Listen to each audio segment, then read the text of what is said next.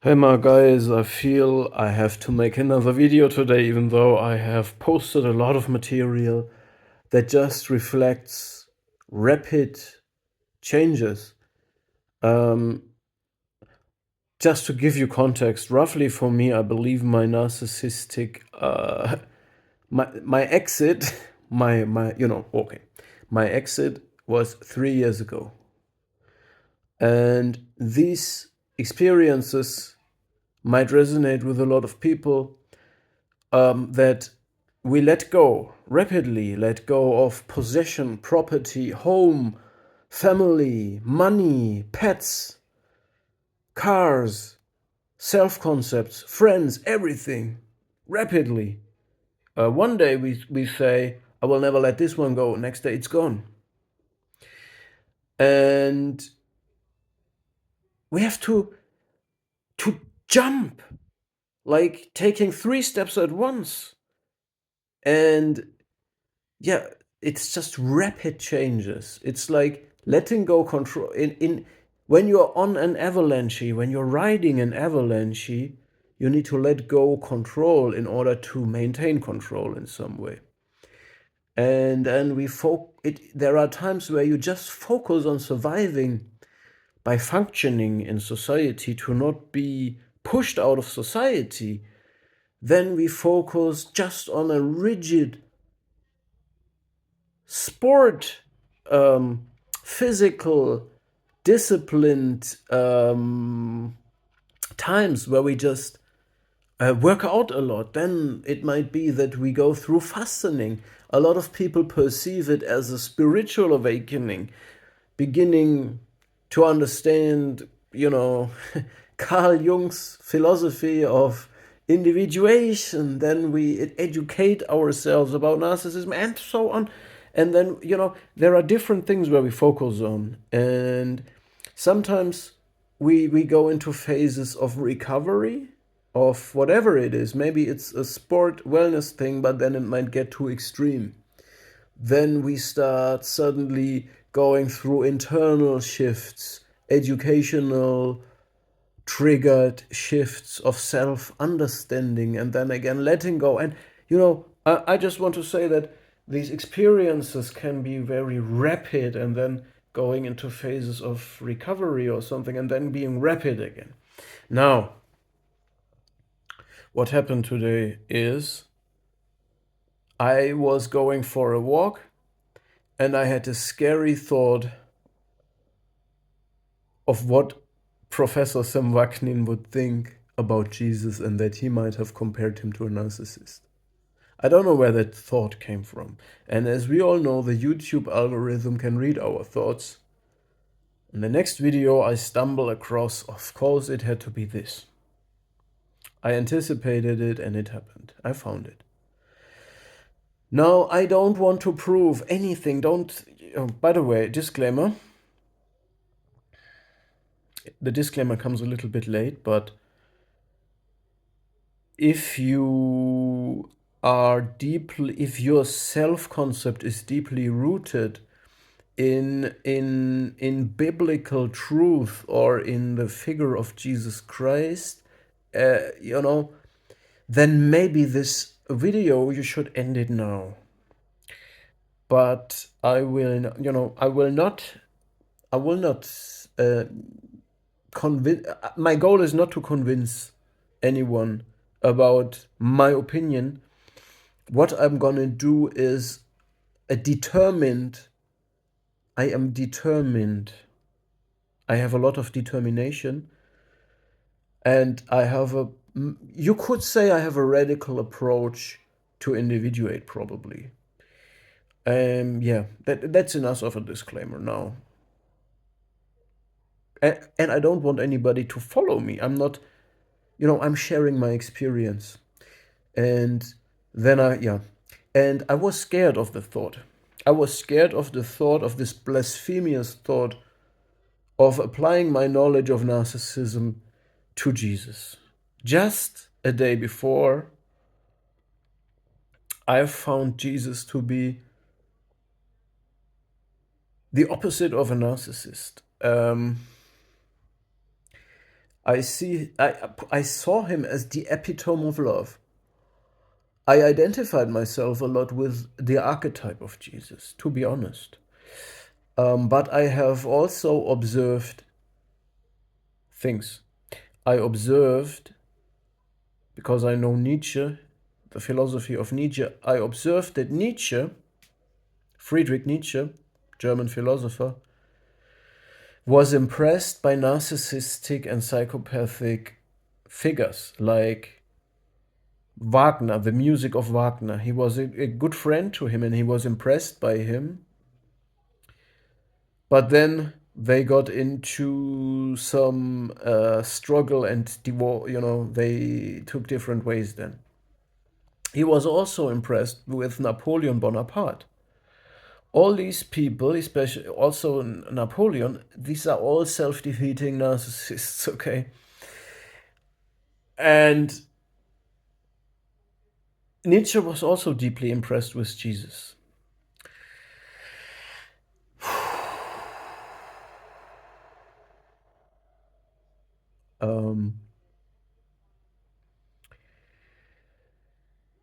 Now, I believe I'm just reporting you my where I will go somewhere with you. Now, I don't even believe or want to convince anybody that Jesus was a narcissist. This is a scary thought. It's scary for myself. But it would be easy to find proof for that. But when we look in the Bible, if we want to prove anything, we can prove it using the Bible. We can prove Jesus is a narcissist using the Bible if we want to. We can also prove he's not a narcissist using the Bible. I give you a small taste. What I already said in a comment, you could say Jesus was self-defeating because he anticipated the crucifixion, and then he went there and he crucified. He got crucified. This is a self-fulfilling prophecy of being defeated, like a covert narcissist would do, and then proving your own grandiosity by saying, "You see, I'm right. I was right." This goes endlessly. You can endlessly find proof for that. Also, that he made differences between Gentiles and not Gentiles, So this goes endless. But I don't want to convince anybody, and I don't even believe it myself, okay? It's just that I want to show that narcissism is all pervasive and a swamp. It's a swamp. If you look for it, you can say the figure Jesus is untouchable and sacred. You can say the Bible is untouchable and sacred. But narcissism knows no boundaries. If you look for it somewhere, whether it's in yourself, in the Bible, in Jesus Christ, you find it. It's a part of human development. Every child goes through a narcissistic phase, okay? Now, where do I want to get you? I want to show this. I want to show that narcissism is everywhere and it knows no sacred ground and no boundaries. I also observed that narcissism and being a target for narcissistic abuse both is rooted in childhood experiences and in forms of parenting. So narcissists regress you and make you the intimate relationship to a narcissist is not a relationship of mutual growth and equal respect. It's a parenting, co-parenting, but not the co-parent, another form of co-parenting, rather like co-idealization. So you are regressed into a child, the narcissist is your mother, but at the same time, you are expected to be a parental figure for the narcissist. So it's a co-parental intimate relationship. Something weird, you don't need to. But God is a parental figure, it's a father figure, and people who understand that the Bible and this whole framework is oppressing femininity in some way, just because of the times, the historical context. Some people might say, God is also a mother. It's just not in the Bible because of an oppressive movement. So God is a parental figure, whether you see it as father or mother or both at the same time. This means the concept of all of this is when you say individuation means self-parenting and finishing the job of parenting. Stepping out of this is a form of the ultimate individuation. So Nietzsche was very concerned that God is dead, but it's not a reason to be concerned about. First, God is not dead.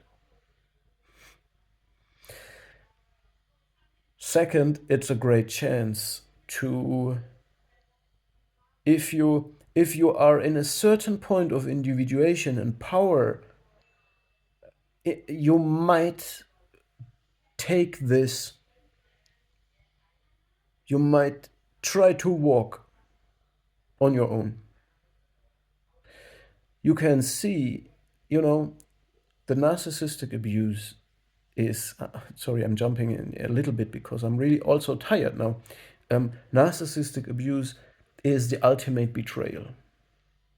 You betray yourself, you abandon yourself, you are regressed into a childlike state because it's a parental relationship and so on.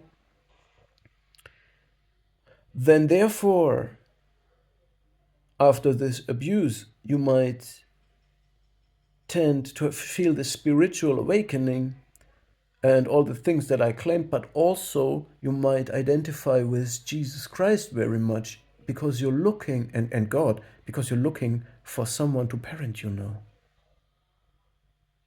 And this is a form of self-parenting as well, because you imagine God, you imagine Jesus. So in other words, this lives all in you.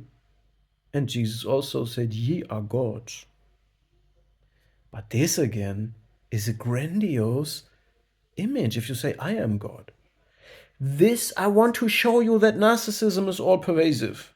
I'm not trying to take anything away from you guys. I'm not saying Jesus was a narcissist. I'm not saying God is not real. I show that it is all pervasive narcissism.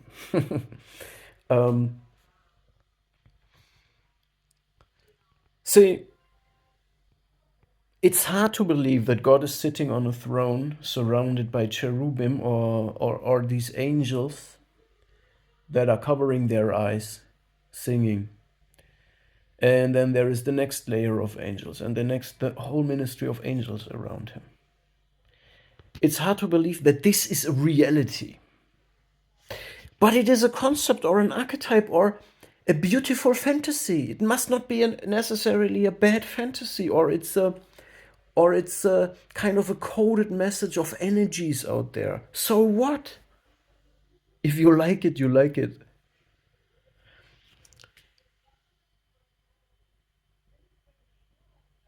All right, I'm not taking this away from anyone.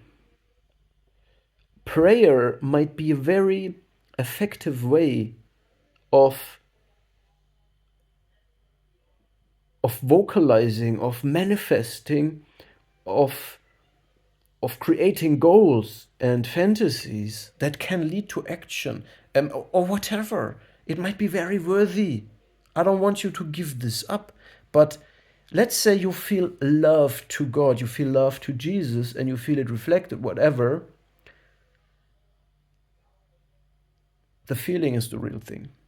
It's not the figure of God or the figure of Jesus. The real thing is your feeling. The real thing is your love. You don't need the concept. At some point, maybe. At some point of individuation, you might not need the concept anymore. You don't need to idolize, worship anybody else. This is narcissistic. To worship, to give up your own selfhood and responsibility and accountability and idolize another person. All right. Yes. So I also believe, by the way, so I'm through with the main message. So I hope I could clarify that I don't want to be blasphemous. I don't say Jesus was a narcissist. I just want to tell you that narcissism itself is found wherever you look for it because it's all pervasive or undermining over, it's all everywhere. I feel like I'm in some change now, in some change of whatever, and therefore I might also consider to soon take a break of uploading videos. But I might have to follow up with some one or two more topics. Yeah, I just wanted to clarify this if this interests anybody.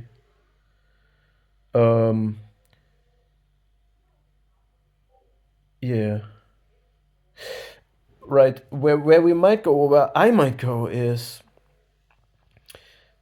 to understand that to heal from this and individuate, it's necessary to leave away the focus of narcissism and also look away of oneself, no self-pathologizing. There is a healthy form of self-awareness and being suspicious about oneself, self-monitoring in a loving way. So it's okay to introspect regularly and self-monitor yourself, but in a loving way, and do whatever is necessary. Whatever form of self-parenting, whether we use the figure of Jesus or God, or whether we find it in ourselves, or whether we use other concepts like the Übermensch. Nietzsche said God is dead, Jesus is, with him dead probably, and therefore he invented the Übermensch. But my point is, maybe we should not be afraid or panicking because of any of this, but see it as a chance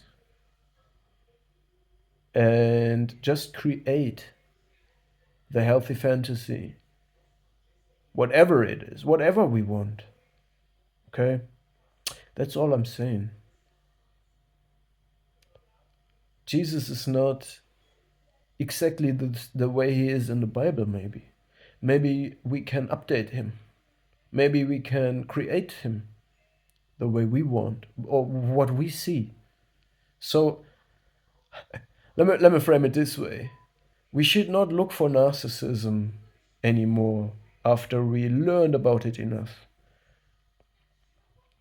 but rather look at what is not narcissistic and cultivate that. But at the same time, acknowledge that a certain form of narcissism is healthy.